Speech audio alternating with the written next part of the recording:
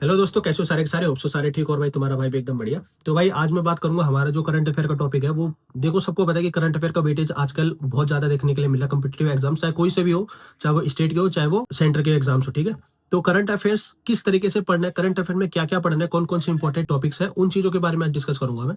सबसे पहले तो देखो, ये वीडियो थोड़ी सी लेंथी होगी और मेरे ख्याल से इसके दो पार्ट बनाने पड़ेंगे, जिसमें हम डिस्कस करेंगे करंट अफेयर को कैसे पढ़ना है, और अगला पार्ट जो होगा उसमें होगा कि करंट अफेयर में क्या पढ़ना है। ठीक है, मतलब इंपॉर्टेंट टॉपिक्स जो है वो मैं नेक्स्ट वीडियो में आपको बता दूंगा कि किस किस टॉपिक्स पे आपको पढ़ना है, कौन कौन से टॉपिक पे ज्यादा फोकस रखना है। ठीक है, तो सबसे पहले बात करते हैं करंट अफेयर का। देखो, ये वीडियो सबके लिए है, चाहे वो एसएस की एग्जाम की तैयारी कर रहा है, डीएसएसबी का, या फिर बैंक के एग्जाम की तैयारी कर रहा है, चाहे कोई सा भी एग्जाम की तैयारी कर रहा हो, ये वीडियो सबके लिए होने वाली है। करंट अफेयर का वेटेज बहुत तगड़ा है आज के टाइम पे। जैसे कि बात करता हूँ मैं स्टेनो की, स्टेनो में देखो 50 क्वेश्चन आते हैं, उसमें से कम नहीं तो 8 से 9 या कभी कभी 15 क्वेश्चन भी होते हैं कि जो हमारे करंट अफेयर से रिलेटेड पूछे जाते हैं। अब क्या कर रहे हैं, जो हमारा जो नया पैटर्न है उसमें क्या करा जा रहा है, जैसे करंट अफेयर का कोई टॉपिक है तो उसी से मिलता जुलता स्टैटिक जीके पूछा जा रहा है।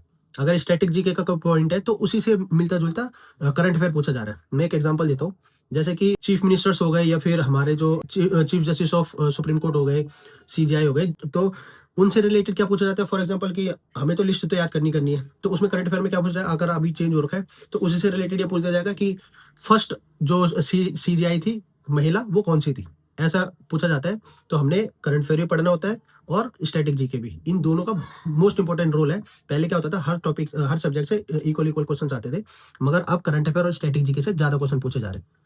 तो करंट अफेयर क्या पढ़ना है, किस तरीके से पढ़ना है, आज उसी चीज के बारे में डिस्कस करूंगा। सबसे पहले तो देखो, सबसे बड़ी गलती बच्चे क्या करते हैं पता है, जो डेली लगाते हैं, डेली डेली करंट अफेयर कभी मत करो भाई।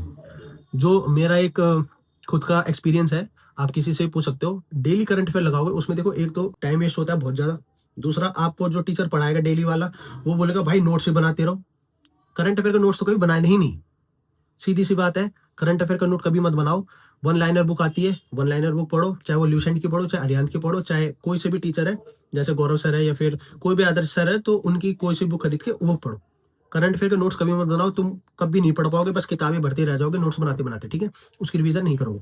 सबसे पहली चीज, डेली कभी नहीं करना। दूसरी चीज, करंट अफेयर हमेशा मंथली लगाओ या वीकली लगाओ। वीकली भी वीकली भी मैं बोलूंगा कि अवॉइड करो, उसमें बहुत ज्यादा टाइम वेस्ट होता है। मंथली करंट अफेयर लगाओ। बहुत सारे चैनल्स है, जैसे ग्रीन जी के ट्रिक हो गया, गौरव सर के हो गया, मंथली देते हैं। एक और है, मतलब एसएससी रिलेटेड कोई सा भी हो तो उसको फॉलो करो। मैं आपको लिंक दे दूंगा चैनल्स के, जो इंपॉर्टेंट लगते हैं मेरे को, जो काफी अच्छे से डिटेल में पढ़ाते हैं। मगर ये है कि उनसे मत पढ़ना जो यूपीएससी लेवल के पढ़ा रहे हैं, वो बहुत डीप है, हमारे को इतनी जरूरत नहीं है। जो एसएससी वाले हैं, फिर डीएसएसबी वाले, डीएसएसबी या फिर डीडीए वाले, उनको इतनी लंबी की जरूरत नहीं है। दूसरी चीज, जब भी आप नोट्स किस चीज के बनाने हैं, मैं ये बताता हूँ। जब भी आप करंट अफेयर पढ़ते हो, जैसे मंथली मंथली में क्वेश्चन आ गया, जैसे टेबल टेनिस से रिलेटेड कोई क्वेश्चन आ गया, या फिर पद्मश्री, पद्म भूषण इनसे रिलेटेड कोई क्वेश्चन आ गया, तो उन चीजों को टॉपिक्स बनाए जाते हैं। फॉर एग्जाम्पल मैं आज पढ़ रहा हूँ, तो उसमें आ गया कि जीआई टैग किसको मिला है, कौन से जो स्टेट है उसमें किस चीज को जीआई टैग मिला हुआ है, तो आपको पता है इंपॉर्टेंट टॉपिक्स है। जीआई टैग से क्वेश्चन आते आते हमारे, आपने अगर एनालाइज किया होगा, तो मैंने वैसे ही किया था, तो उसके अकॉर्डिंग, तो जैसे जीआई टैग है तो फटाफट से यहाँ पे हेडिंग डालो, जीआई टैग, उसमें क्या लिखना है 2025, फिर सर्च करना साइड में दूसरा यूट्यूब चैनल खोल के या फिर वेबसाइट खोल के, कि हमारे को जो 2025 में जीआई टैग किस किस स्टेट्स को मिला है और कौन कौन सी चीजों को मिला है। ठीक है, तो उन चीजों का नोट्स बनता है। जीआई टैग हो गया, फिर पद्म भूषण, पद्मश्री, इन चीजों का बनता है। फिर जो हमारे जो फिल्म इंडस्ट्री से रिलेटेड जो अवार्ड्स होते हैं, ग्रैमी अवार्ड या फिर कोई अदर जो वोकल अवार्ड्स होते हैं, मतलब गायिका में कोई अवार्ड मिल गया, या फिर बेस्ट फीचर फिल्म पे कोई अवार्ड मिल गया, तो उन चीजों का नोट्स बनता है। या तो फिर जैसे क्रिकेट से रिलेटेड हो गया, तो अभी पता है करंट अफेयर चल रहा है, तो क्रिकेट से रिलेटेड कुछ भी हो, उस चीज का करंट अफेयर का नोट्स बनता है। ये नहीं कि तुम हर चीज का नोट्स बना रहे हो, भाई हर चीज का नोट्स नहीं बनाया जाता। जो इंपॉर्टेंट टॉपिक्स होते हैं उन चीजों का नोट्स बनाया जाता है। फॉर एग्जाम्पल अभी इंडेक्स एंड रैंकिंग आई थी हमारी, जो हंगर इंडेक्स वाला जो होता है, तो उन चीजों का नोट्स बनाया जाता है कि हाँ भाई ये इंपॉर्टेंट टॉपिक है, इसमें से एक नए क्वेश्चन अटकेगा जरूर। ठीक है, ये नहीं कि अगर हमारे भारत में कहीं भी कुछ हो रहा है तो आप उसको भी लिखे जा रहे हो, उसके भी नोट्स बना जा रहे हो, कहीं नहीं काम आता वो, तुम पढ़ोगे भी नहीं उसको। तो हमेशा मेरे बोलने का मतलब है, टॉपिक्स के साथ ही पढ़ो। ठीक है, अभी इस वीडियो में बता रहा हूँ कि कैसे पढ़ना है तुम लोगों को करंट अफेयर। ये नहीं कि तुम बस मुंह उठा के बस करंट अफेयर पढ़ने लगे और पढ़ते रहो कुछ भी। ठीक है, जो नेक्स्ट वीडियो आएगी इसका पार्ट 2, उसमें होगा कि आपने क्या क्या पढ़ना है। मैं टॉपिक्स बताऊंगा आपको कि इंपॉर्टेंट टॉपिक्स कौन कौन से होते हैं करंट अफेयर के। ठीक है, जैसा ही मैंने बोला कि ग्रैमी अवार्ड्स हो गए, ठीक है, पद्मश्री, पद्म भूषण जो पद्म अवार्ड्स हो गए, या फिर जीआई टैग्स हो गए। ठीक है, या फिर कहीं कहीं पे वाइल्ड लाइफ सेंचुरी नई ऐड करी, या फिर कहीं पे नेशनल पार्क ऐड कर रखा है, या फिर कहीं पे कुछ भी जो नई चीज हो रखी है ना, उन चीजों पे फोकस होता है हमेशा। फर्स्ट टाइम जो होता है, या फिर कोई लेडी हो, चाहे वो जेंट्स हो, चाहे कोई सा भी बंदा हो, मतलब जो फर्स्ट टाइम हो रखा होता है, तो उन चीजों पे फोकस होता है ज्यादा।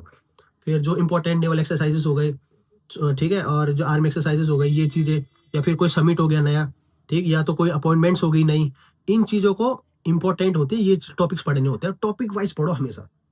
मैं क्यों बोलता हूँ मंथली पढ़ो? देखो, मंथली पढ़ने का सबसे बेस्ट तरीका क्या होता है, मंथली लगा दिया आपने, ये नहीं जो मैं बोलता हूँ ना मंथली पढ़ना है, इसका मतलब ये नहीं कि उसने जो पढ़ा दिया हो गया और छोड़ दिया, नहीं। मंथली पढ़ने का सबसे बेस्ट तरीका बताता हूँ। मंथली पढ़ा रहा हूँ कोई भी टीचर, जैसे मैं बोलता हूँ क्रेजी जी की ट्रिक को फॉलो करो, तो उसमें एक क्वेश्चन आया जीआई टेक का, ठीक है, तो आपको पता है कि जीआई टैग से एक ही स्टेट में तो मिला नहीं होगा, और बाकी स्टेट्स में मिले होंगे, तो वहां उसी टाइम सर्च करना है कि जो हमारे जीआई टैग है 2025 में कौन कौन से स्टेट को मिला और किसकी चीज को मिला हुआ है। तो फटाफट से वीडियो देखो और उस चीज का नोट बनाओ, ठीक है। ये होता है तरीका पढ़ने का। जो करंट अफेयर होता है ना, बच्चे बोलते हैं भाई करंट अफेयर हो ही नहीं रहा, पढ़ ही नहीं पा रहे, अननेसेसरी पढ़ोगे तो तुम्हारा से टाइम वेस्ट होता है, तुम उसको ना रिवाइज कर पाओगे, क्योंकि मैं हर बार बोलते रिवाइज सबसे बेस्ट तरीका होता है कुछ भी चीज लॉन्ग टर्म के लिए याद रखने के लिए, ठीक है।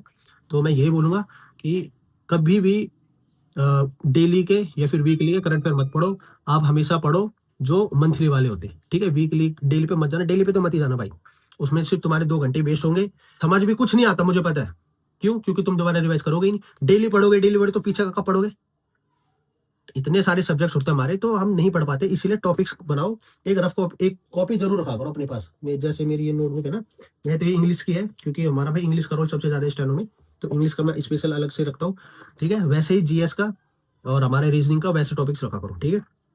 तो एक दिन मैं आपको डिटेल में बताऊंगा कि भाई रीजनिंग किस तरीके से पढ़नी है। बाकी अभी इस वीडियो में फिलहाल इतना ही, और वीडियो अच्छी लगे तो लाइक शेयर सब्सक्राइब जरूर करना।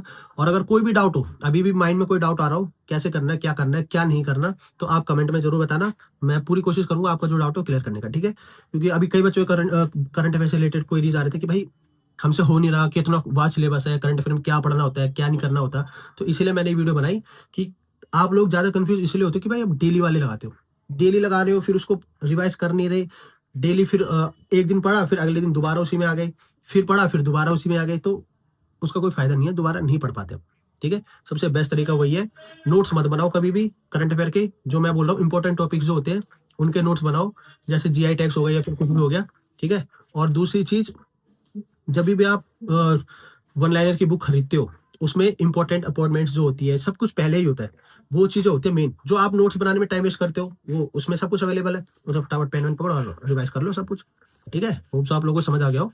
और अगर अभी भी कोई डाउट हो तो कमेंट में जरूर बता देना, मैं आपको पूरी कोशिश करूंगा कि भाई आपको डाउट क्लियर हो जाए, आपका जो भी डाउट है, ठीक है। तो इस वीडियो में फिलहाल इतनी, अगर वीडियो अच्छी लगी तो लाइक शेयर सब्सक्राइब जरूर कर देना। इसका पार्ट 2 मैं डालूंगा, जिसमें पूरे डिटेल में जो हमारा सिलेबस होगा करंट अफेयर का, क्या क्या पढ़ना, कौन कौन से इंपॉर्टेंट टॉपिक्स होते हैं, वो आपको दे दूंगा मैं, ठीक है। तो ज्यादा कंफ्यूज होने की जरूरत नहीं, और इस वीडियो को बस इतने खत्म करता हूँ मैं अभी, तो मिलते हैं नेक्स्ट वीडियो में, थैंक्स।